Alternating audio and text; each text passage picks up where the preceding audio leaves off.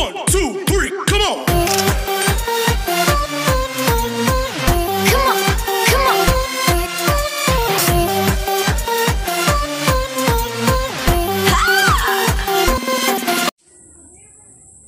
Hi guys! Welcome back sa aking channel. Ako nga po pala uli si Mikey Gel.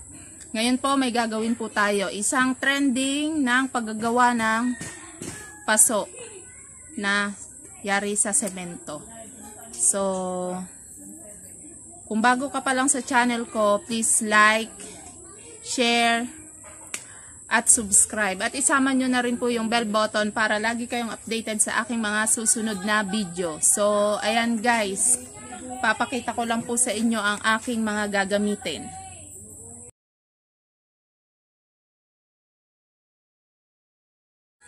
So, ayan guys, first time ko siyang gagawin ngayon. Kaya sana maganda din ang kalalabasan. Sa bagay sa lahat-lahat, halos lahat ng ginawa ko, puro first time. Kaya, lagay naman yung loob ko na magiging maayos yung kalalabasan. So, tara guys, samahan nyo ako.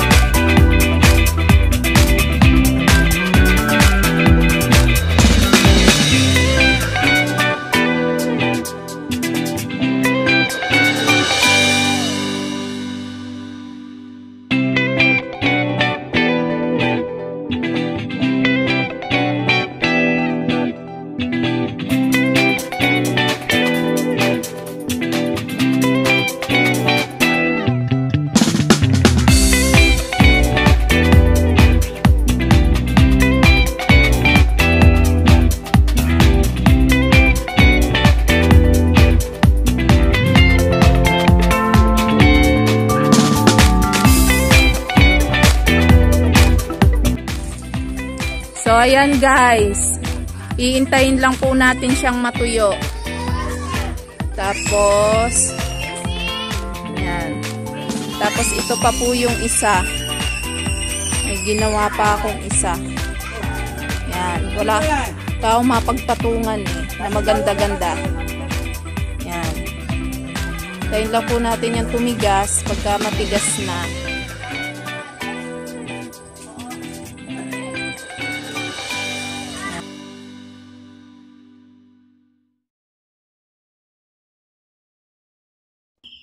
So, ayan guys, after 3 days, ganyan na po yung itsura niya. Pero, papatungan ko pa po siya ng semento. So, dyan lang po kayo.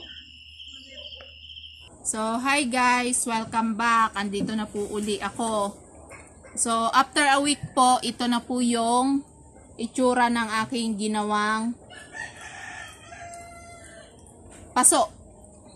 Cement pot. Ayan. So, ngayon po, pipinturahan ko na po siya. Yan, kita nyo naman. Medyo matagal-tagal din pala ang paggagawa nito. Kumalat na mo.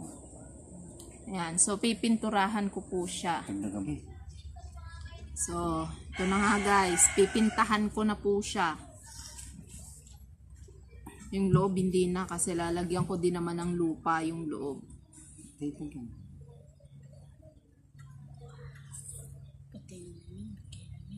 Bakit naman?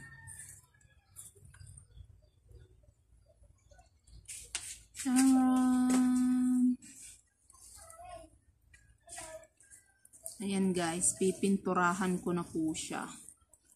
Tapos, patutuyuin, maya-maya ay lalagyan ko na ng tanim.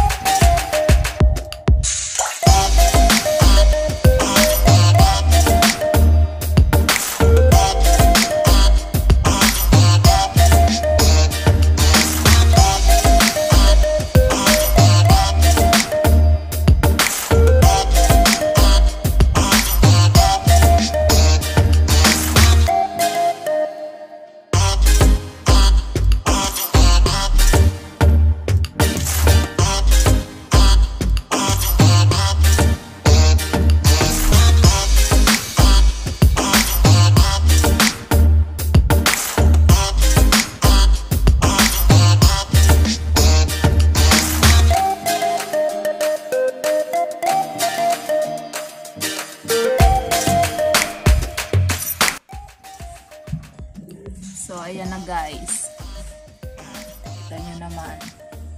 So, patutuyuin ko lang po ng konti yan. Tapos, lalagyan na natin ng laman. Isa pa ako dito.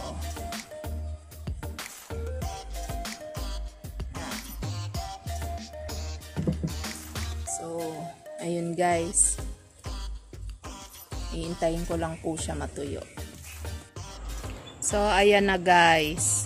After ko siyang mapinturahan at mapatuyo, ayan, nilagay ko na yung aking isang halaman. So, diba? Oh, perfect. Ganda.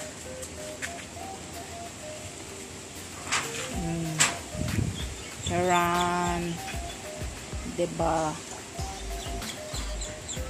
Ayan guys, huwag niyo pong kalimutan mag-like, share, subscribe at isama nyo na rin ng bell button para lagi kayong updated sa aking mga susunod na video. Bye-bye!